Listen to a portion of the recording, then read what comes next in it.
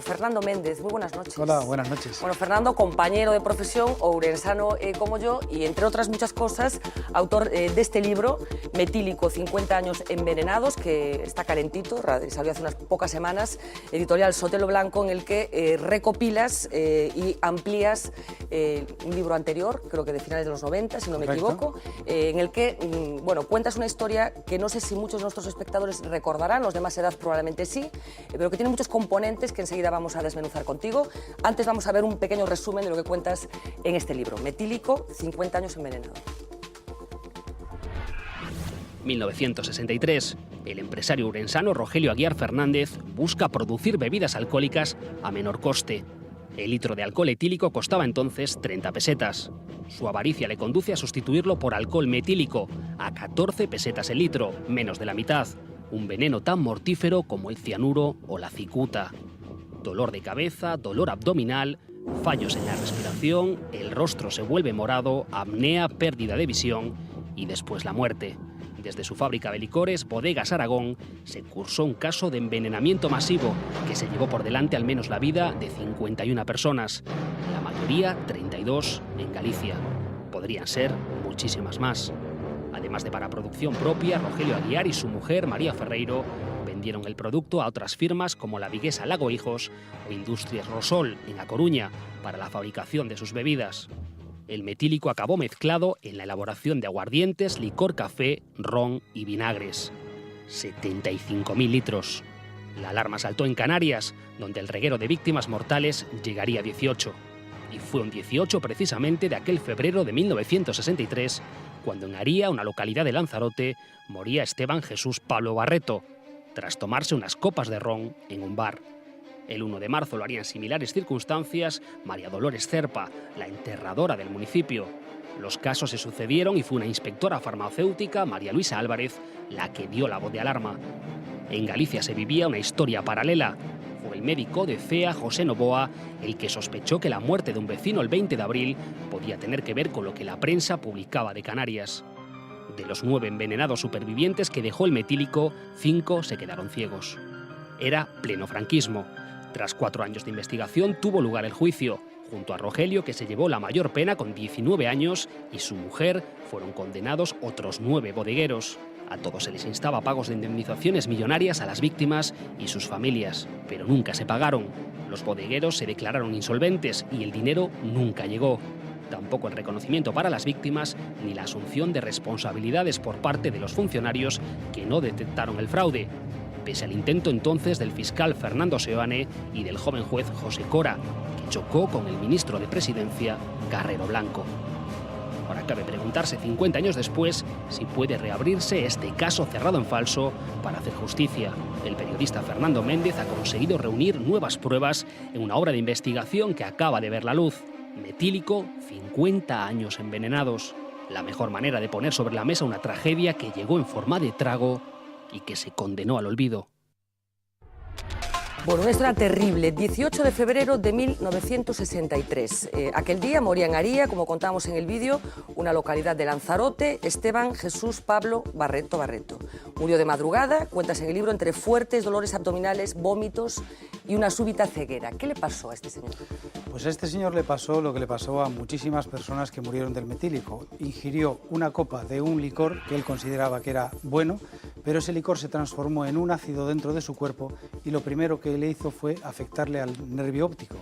Y una vez que te afecta el nervio óptico te produce una ceguera y a continuación la muerte. Es decir, estamos hablando de un veneno porque es un líquido, el metílico, que se utilizaba para barnices, para pinturas, para disolventes y que por unas pocas pesetas unos desaprensivos intentaron hacer un gran negocio. Ellos no eran asesinos, ellos no quisieron matar. Eran usureros. Sí, fueron unos bodegueros que vieron un gran negocio porque, como decíais en el vídeo, 14 pesetas valía el alcohol etílico, metílico, y el alcohol etílico, el alcohol bueno, el de vino, valía 30 pesetas, con lo cual, rebajándolo con agua, el negocio era redondo. Bueno, vamos a ir al principio de esta historia. Surge en Ourense con un bodeguero. Cuéntame cómo fueron los inicios de este gran escándalo, cerrado en falso, como luego comentaremos. Esto fue muy fácil. Este señor, Rogelio Aguiar, el principal encausado donde tenía la cuna del veneno en el barrio del Puente, descubrió que había un alcohol que era inodoro, que no olía, que no tenía color, que no tenía sabor, que se llamaba alcohol metílico.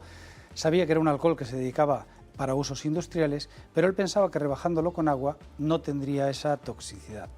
Entonces lo que hizo fue comprar 75.000 litros a una empresa de Madrid, los llevó para Ourense por la noche, cambiándole las guías para que simulase que era un alcohol bueno, y desde ahí, desde su bodega, elaboró licores, ron, licor café, aguardiente de hierbas, ginebras, y vendió parte de esa materia prima también a otros bodegueros que a su vez fabricaron licores. Es decir, se tejió una red por toda España, incluso llegó a las provincias del Sáhara en aquel momento, a Guinea, al puerto de Nueva York. Hay una anécdota curiosa que se dice que en aquella primavera del año 63 el puerto de Nueva York quedó limpio de vagabundos, envenenados por el metílico. No hemos podido probar evidentemente que ha sido por el metílico enviado desde Galicia, pero es una gran coincidencia que ocurriese en aquella primavera y que además se decomisase un cargamento de metílico en Nueva York. Bueno, estamos hablando de un veneno activísimo. ¿Cuál es la dosis que tienes que ingerir para morir? ¿O requiere un consumo continuado de este alcohol o no? ¿O basta con una copita? Mira, una sola copa bastaba para matarte o para dejarte ciega.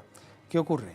Que aquí estamos hablando de que se elaboraron bebidas con 75.000 litros. ¿Que no se llegaron al mercado los 75.000 litros? Vale, pues pongamos una cantidad menor, pero ¿cuántas copas se pueden elaborar con 75.000 litros de alcohol metílico? Entonces, si una sola copa basta para matar o para dejar ciego, está claro que la cifra oficial de 51 muertos y 9 ciegos y heridos es una cifra, yo diría que ridícula, por no utilizar otro calificativo que sería mucho más fuerte, porque si hablamos de cientos, hablamos de miles. Yo quería ser muy riguroso y cuando se lo pregunté a Fernando Seoane, él me decía, usted puede decir perfectamente que estamos hablando de miles de víctimas porque así ha sido. Y me ponía un ejemplo muy claro. Él me decía, mira... Fernando Seoane, perdón, que es el fiscal del caso. El fiscal del caso, perdón, exactamente. Él me decía con un ejemplo muy claro, él decía, as velliñas de aldea, estas copano negro a cabeza, y os negriños de Guinea, estos caeron como moscas. Porque llegó a Guinea también. Llegó a Guinea, llegó a la inmigración española y gallega en América, llegó a Estados Unidos, llegó a prácticamente todo el mundo. Decíamos que salta en Canarias, en Lanzarote concretamente, gracias al buen ojo de una farmacéutica con la que creo que tú tuviste ocasión de hablar posteriormente. Sí. Porque ella, bueno, le da el olfato que está pasando algo con esas muertes súbitas, repentinas, dolorosas, en medio de vómitos de una serie de personas. Esta farmacéutica que hizo su carrera en Santiago, de farmacia, aunque ella era hizo su carrera en Santiago. En Santiago, ella era de Villaviciosa, de Asturias, pero hizo su carrera en Santiago.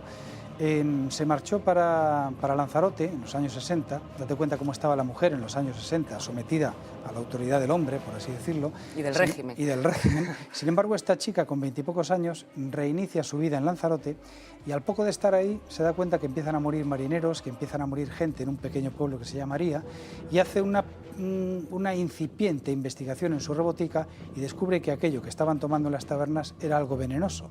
Lo pone en conocimiento de la autoridad, empiezan a tirar del hilo y descubren que un barco había llevado un cargamento de bebidas envenenadas con metílico desde Vigo hasta las Canarias y que ese cargamento a su vez provenía también de Ourense.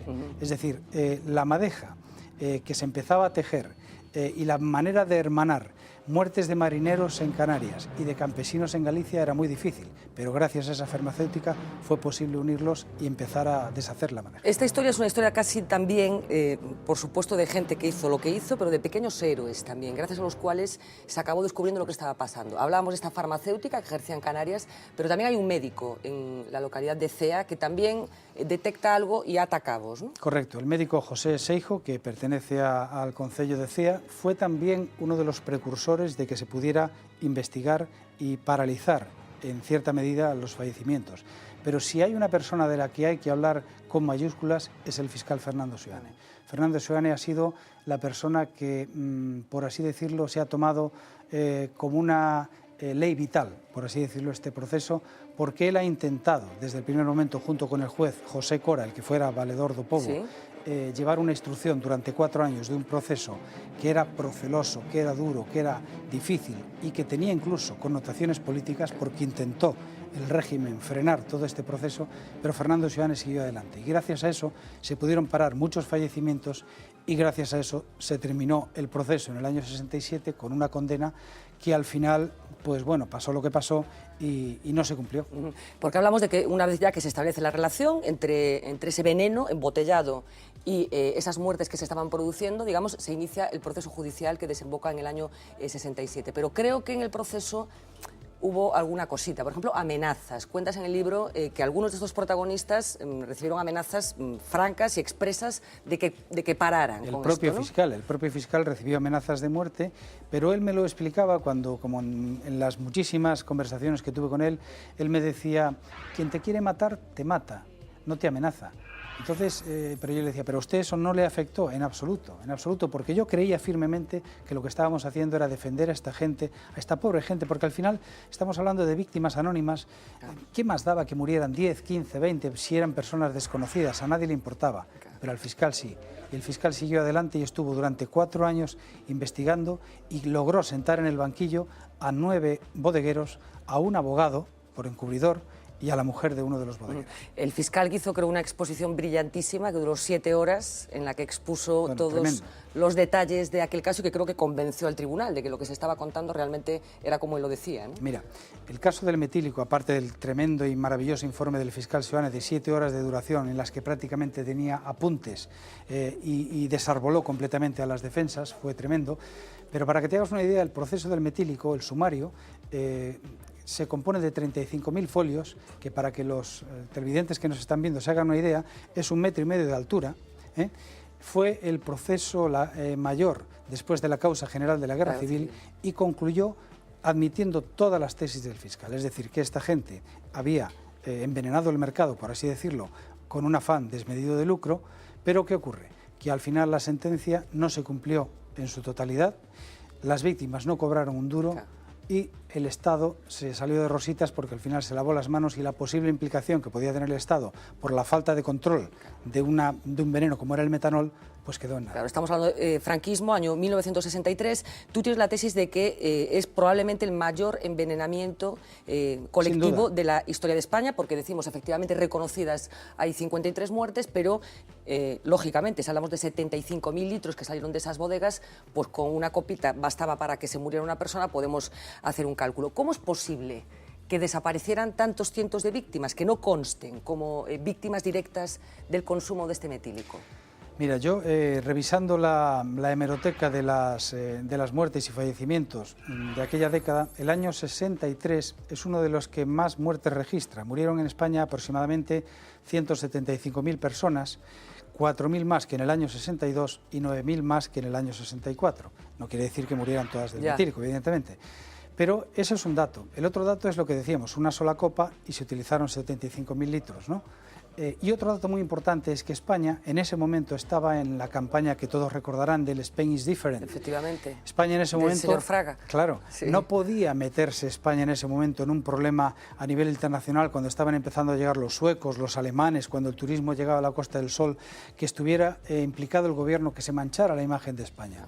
Entonces, claro, si estamos hablando de una masacre de grandes dimensiones, aquello había que pararlo.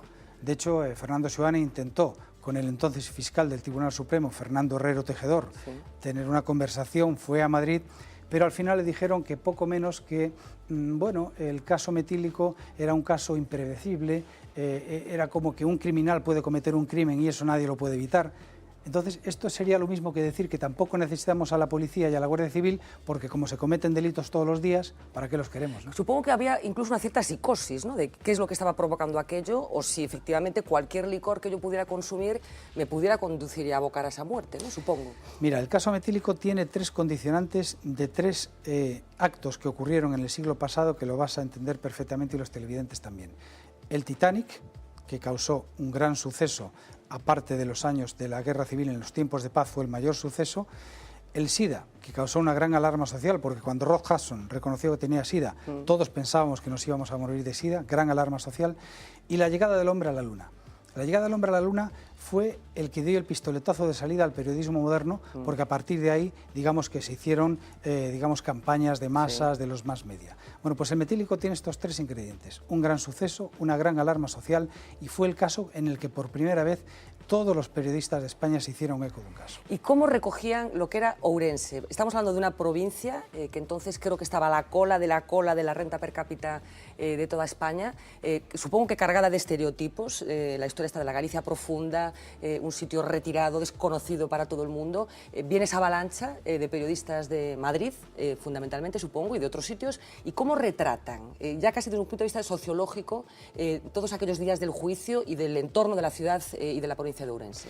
Cuando ellos llegaron y se encontraron con un Ourense o con una Galicia completamente, digamos, diferente a lo que era una gran capital, lo primero que les sorprendió fue, digamos, todo el aspecto rural, ¿no?, que tenía, pero sobre todo la hospitalidad de la buena gente. A que la imagen que había hasta ese momento de Ourense y de Galicia era la imagen del puente romano de Ourense con una calavera, o en los barrios de vinos de Madrid, en las calles antiguas, que ponían carteles: aquí no se vende vino de Galicia. Eso era el reclamo que toda la gente conocía. Cuando llegaron aquí se encontraron evidentemente que Galicia era algo muy distinto, y se encontraron con un proceso judicial perfectamente ensamblado, donde evidentemente los acusados eran quienes eran, pero había muchísima gente y muchísimas bodegas de bien que tuvieron que cerrar precisamente por la penuria económica a la que se vieron abocada por culpa de la mala fama. Claro, porque ¿qué repercusión tuvo esto en el sector? Supongo que reconstruir toda esa imagen, supongo que fue una tarea muy costosa y que duró años, supongo, ¿eh? Pues mira, coincidiendo con el 50 aniversario, aquel año 63 comenzó la primera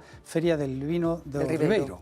Comenzó en aquel año, pero costó muchísimos años poder recuperarse, porque de una buena noticia enseguida te olvidas, pero de una mala noticia, si en este momento se nos cae una copa, seguro que la van a recordar mucha gente, ¿no? Sí, efectivamente. Pero si hacemos un buen programa, seguro que se olvida. Y esto ocurrió lo mismo en aquel momento.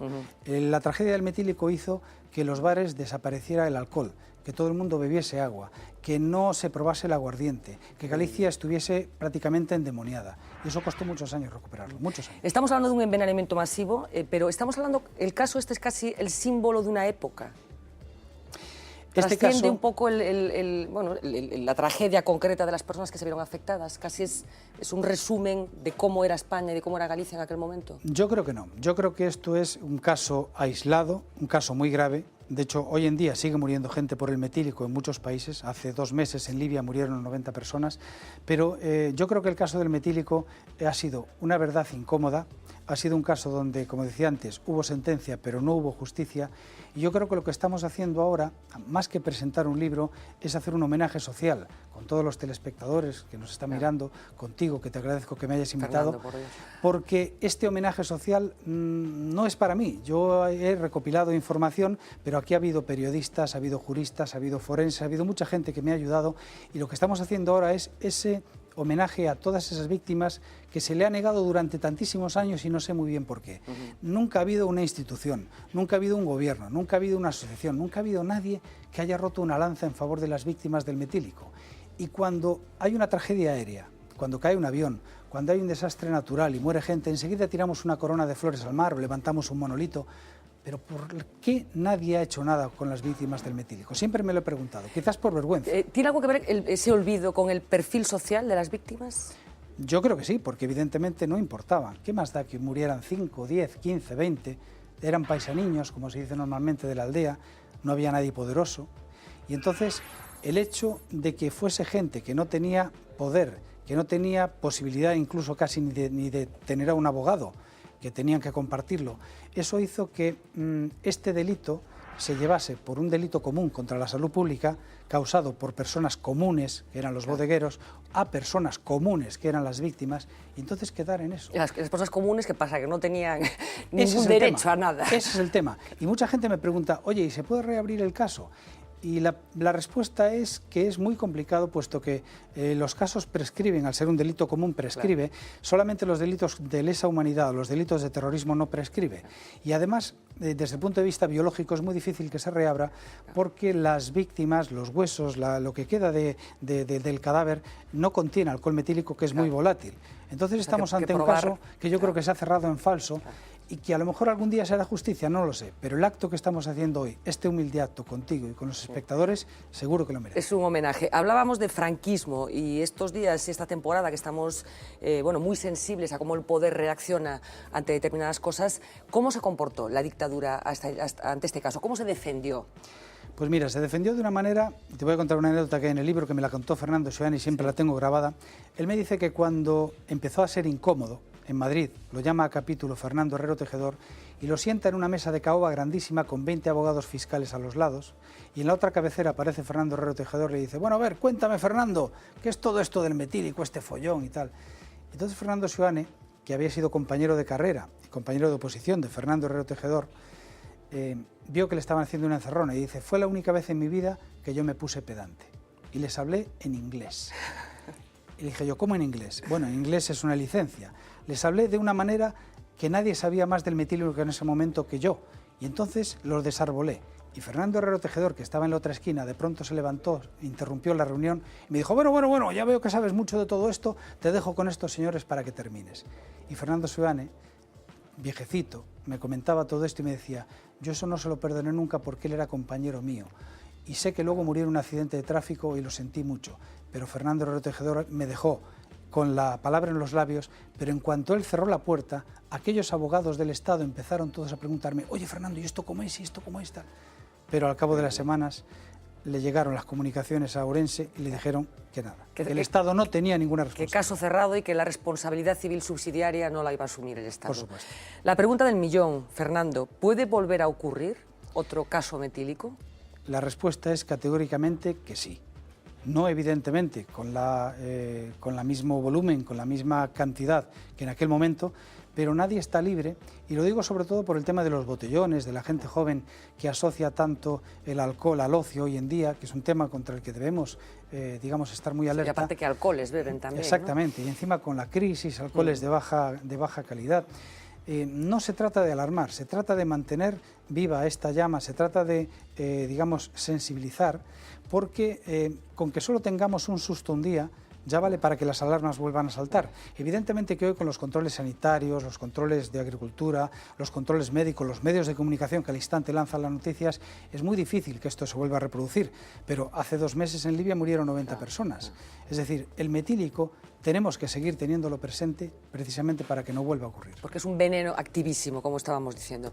Pues de verdad, Fernando, enhorabuena por este trabajo, un trabajo que forma parte de nuestra historia, de los capítulos negros de nuestra historia, pero que sirven también para sacar lecciones de las cosas que no conviene que vuelvan a suceder. Enhorabuena, insisto, y a ver si efectivamente entre todos conseguimos que se resarzan un poco. Por cierto, ¿quedan víctimas o familiares de víctimas, supongo? Quedan muchos familiares y de hecho estoy recibiendo muchísimos correos electrónicos en mi página web de gente que te está dando las gracias precisamente porque sigues manteniendo vivo esto. Pues enhorabuena, Fernanda. Muchas gracias.